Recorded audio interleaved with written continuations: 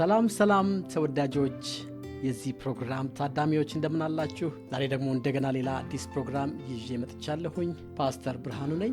ባለፈው ሳምንት የእግዚአብሔር ፍቅር ለሰው ልጆች ዲቫይን ቱ ሂማን ይህንን አይተናል። የግንኙነቶቻችን፣ የፍቅር ህይወታችን፣ የማህበራዊ ህይወታችን ዋና መሰረት የእግዚአብሔር ፍቅር፣ እግዚአብሔር ለኛ ያደረገው፣ ለኛ የገለጠው፣ ለኛ ያስረዳው ፍቅር ነው። ስለዚህ ዛሬ በዛ ፕሮግራም ላይ ቀጣይ የሆነ አንድ ፕሮግራም ይዤ መጥቻለሁ። እግዚአብሔር የፍቅር ጀማሪ፣ የፍቅር መገኛ፣ የፍቅር ትርጉም ነው የሚለውን እንግዲህ የፕሮግራማችን መጀመሪያ አካባቢ ይህንን ገልጸናል። ስለዚህ ወደዛ ወደ እግዚአብሔር ምንጭ ወደ ሆነው መገኛ ወደ ሆነው ወደ እግዚአብሔር መመለስ ነው። በቃ በአጠቃላይ የፍቅር ህይወታችን መታደስ፣ የፍቅር ህይወታችን መፈወስ ወደ እግዚአብሔር የመመለስ ህይወታችን ላይ ያለ እውነት ነው። ሰው ከእግዚአብሔር ጋር ትክክል ከሆነ፣ ሰው ከእግዚአብሔር ጋር ህይወቱ፣ ህብረቱ፣ ግንኙነቱ ከተስተካከለ ለሌላው የግንኙነት ህይወቱ መፍትሄ ማበብ እና ደግሞም የሆነ ነገር ሲገጥመውም ፈውሱንም ሁሉ እዛው ነው የሚያገኘው ማለት ነው። ስለዚህ የፍቅር ፈውስ ፍቅር ነው የሚል ፖይንት አነሳለሁኝ ዛሬ። የፍቅር ፈውስ ፍቅር ነው። እንግዲህ ብዙ የተረሳ ቶፒክ ነው አይደለም? ስለ ፍቅር ብዙ ጊዜ አይወራም። ፍቅር ዋና የሰዎች ግንኙነት፣ የእግዚአብሔር ኢቭን ግንኙነት ከሰዎች ጋር ዋናው መሰረት እሱ ለኛ ያለው ፍቅር ነው። ስለዚህ የግንኙነት መሰረት ፍቅር እንደሆነ እግዚአብሔር በሱ ማንነት ላይ በሱ ባህሪ ላይ ይህንን አስረድቶ፣ ስለዚህ ይህንን ደግሞ ከእግዚአብሔር ተካፍለናል። ከእግዚአብሔር የምንካፈላቸው ብዙ ባህሪዎች አሉ። ከእግዚአብሔር የማንካፈላቸው ባህሪዎችም እንዳሉ ሁሉ ማለት ነው። እግዚአብሔር በሁሉ ስፍራ የሚገኝ አምላክ ነው አይደል? እኛ በሁሉም ስፍራ መገኘት አንችልም። ስለዚህ ይህንን ባህሪውን አንካፈለው።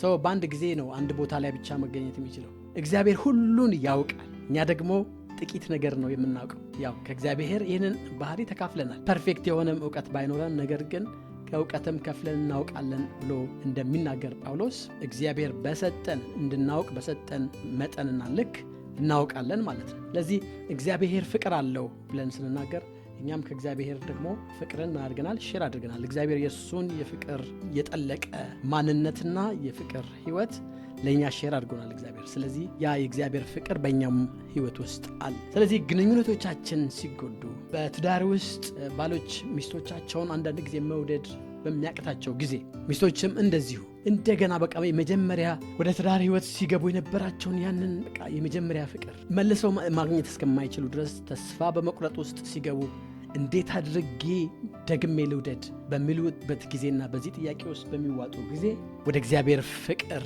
መመለስ መፍትሄው ነው። ለምን? እግዚአብሔር ነው ያንን ትዳር የሰጠን አይደል? ስለዚህ የኛ የፍቅር ህይወት ሲጎዳ ከእግዚአብሔር የፍቅር ውቅያኖስ ከዛ ብዙ ከሆነው ከእግዚአብሔር ፍቅር በመቀበል የፍቅር ህይወታችን እንደገና እንዲታደስ እንደገና እንዲነሳ እና ደግሞ ወዳጣነው የፍቅር ህይወት መልሰን እንድንገባ እና ፍቅር እንዲቀጥል ህይወት እንዲቀጥል ትልቁን መፍትሄ ከራሱ ከእግዚአብሔር ነው የምናገኘው ማለት ነው። አስቡት እንግዲህ እግዚአብሔር ባለፈው ሼር እንዳደረኩትኝ ከ100 ቢሊየን የሚበልጡ ሰዎችን ልክ እንደዚህ በእጁ ላይ አስቀምጦ የመያዝ ያህል ነው። እግዚአብሔር ሁሉንም በአንድ ጊዜ ነው የወደደው። በቃ ሁሉንም ወዷል እግዚአብሔር። ስለዚህ ያንን ሁሉ የወደደ አምላክ እግዚአብሔር፣ ያንን ሁሉ የሰው ፍጥረት ያፈቀረ አምላክ የኛ አንድ የሆነችው የፍቅር ህይወት፣ የትዳር ህይወት፣ የቤተሰብ ህይወት ሲጎዳ ያንን ማከም እንዴት እግዚአብሔር እንዴት ያንን ማደስ ያቅተዋል? ስለዚህ ዛሬ ደግሜ የማነሳላችሁ በፍቅር ህይወቶቻችሁ ውስጥ፣ በግንኙነት ህይወቶቻችሁ ውስጥ ስብራት የገጠማችሁ፣ ልባችሁ በጥላቻ የተሞላ፣ ካለፋችሁበት ውጣ ውረድ የተነሳ ትዳራችሁ የተናጋ፣ ያ የፍቅር ህይወት ትዝታ ብቻ የሆነባችሁ እንደገና የፍቅር ህይወታችሁ ሊቀጥል እንደገና ሊፈወስ ይችላል። እንዴት ብላችሁ ሊጠይቁ ትችላላችሁ። ወደ ፍቅር ምንጭ ወደ ሆነው ወደ አምላክ ወደ እግዚአብሔር በመመለስ back to the source, back to the foundation።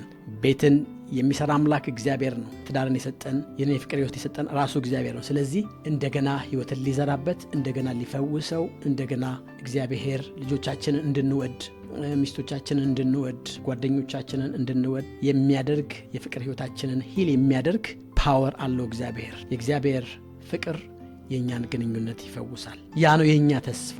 ስለዚህ ወደ እግዚአብሔር ፍቅር ሮጠን እንድንሄድ ዛሬ ላበረታታችሁና ወደዚህ የእግዚአብሔር ፈዋሽ ወደ ሆነ ፍቅር ልጋብዛችሁ ፈልጋለሁ። መፍትሄ የጠፋ ቢመስላችሁ መፍትሄ ፍለጋ ወደ ሌላ ነገር ብዙ ሞክራችሁ ሊሆን ይችላል። ወደ አማካሪዎች ሄዳችሁ አልቻላችሁ ሊሆን ይችላል። ወደ ሳይኮሎጂስቶች ሄዳችሁ ወደ ተለያየ አማካሪዎች ኦፊሶች ሄዳችሁ መፍትሄ ያገኛችሁ ሊሆን ይችላል። እግዚአብሔር ግን መፍትሄ ነው። ስለዚህ ወደዚህ መፍትሄ ተመለሱ፣ ወደ እግዚአብሔር ተመለሱ። እግዚአብሔር እንዴት እንደወደደ ስንመለከት የማይገባንን ኃጢአተኞች የሆነውን እንደወደደ ስናይ እኛም ደግሞ አንዳንድ ጊዜ ብዙ በቃ የሆነ ከባድ ባልሆነ ሚዛን በማይደፋ አይነት ሲቹዌሽን ሊሆን ይችላል የምንወዳቸውን የፍቅር አጋሮቻችንን ያንን የፍቅር ህይወታችንን የጎዳ ነው። ስለዚህ እግዚአብሔር እንዴት እንደወደደን ስናይ መልሰን እኛም መውደድ እንችላለን። እግዚአብሔር እንዴት እንደታገሰ ስናይ ፍቅር ህይወታችን ውስጥ አንዳንድ ጊዜ የሆነ በጣም በቋፍ እንዳለ አይነት እርምጃ ነው ለመውሰድ የምንፈልገው፣ ጥለን ለመጥፋት ጥለን በረን ለመሄድ ምናምንና ወደ እግዚአብሔር ግን በመመለስ የፍቅር ህይወታችን ሊታደስ ይችላል። መታገስ እንችላለን። እግዚአብሔር ይቅር እንዴት እንዳለን በማየት እኛም ምህረትን ማድረግ እንችላለን፣ ይቅርታን ማድረግ እንችላለን። ያንን ጉዳታችንን እግዚአብሔር እንደሚያክም በማመን ወደ እግዚአብሔር ወደ ምንጩ እንሂድ ብዬ ዛሬ ይህንን አድቫይስ ማድረግ ፈልጋለሁ። ይህንን ጥሪ ማድረግ ፈልጋለሁኝ። የፍቅር ህይወታችሁ ገና ተስፋ አለው። ስለዚህ ወደ እግዚአብሔር ተመለሱ። ከእግዚአብሔር የፍቅር ወንዝ በመቅዳት በፍቅር ህይወታችን ላይ የእግዚአብሔርን ፍቅር በመጋበዝ እግዚአብሔር በመፍቀድ እሱ እንዲሰራ ያንን ኃይል ያንን አቅም እንዲሰጠን በመፍቀድ ፍቅራችን እንዲታደስ እላለሁኝ። ስለዚህ ዛሬ የምነግራችሁ የፍቅር ፈውስ ፍቅር ነው። የሰዎች ልጆች የፍቅር ስብራት መፍትሄውና መልሱ የእግዚአብሔር ፍቅር ነው። ከእግዚአብሔር ፍቅር ስንሞላ የኛ ፍቅር ይጨምራል። ስለዚህ የእግዚአብሔርን ፍቅር ወደ ህይወታችን ልንጋብዝ ይገባል። ወደ እግዚአብሔር ልንመለስ ይገባል። ከእግዚአብሔር ልንቀዳ ይገባል ማለት ነው። ለምን? እግዚአብሔር ፍቅር ነው። እግዚአብሔር ደግሞ የሰውን የፍቅር ህይወት ይፈውሳል። የሰዎችን በሽታ ይፈውሳል። የሰዎችን ስብራት ይጠግናል። እግዚአብሔር የተሰበረን ልብ በመጠገን የሚታወቅ አምላክ ነው። ስለዚህ የእግዚአብሔር ፍቅር የግንኙነታችን ሁሉ መፍትሄና ፈውስ ነው ብዬ የዛሬውን ፕሮግራም ወደ እግዚአብሔር እንመለስ፣ ወደ ምንጩ እንመለስ፣ ወደ መገኛው ወደ ፈጣሪያችን ወደ እግዚአብሔር እንመለስ። የፍቅር ግንኙነታችን በሙሉ ይታደሳል፣ ይፈወሳል፣ ይለወጣል። እግዚአብሔር ባርካችሁ። የዛሬውን ፕሮግራም እዚህ ጨረስን።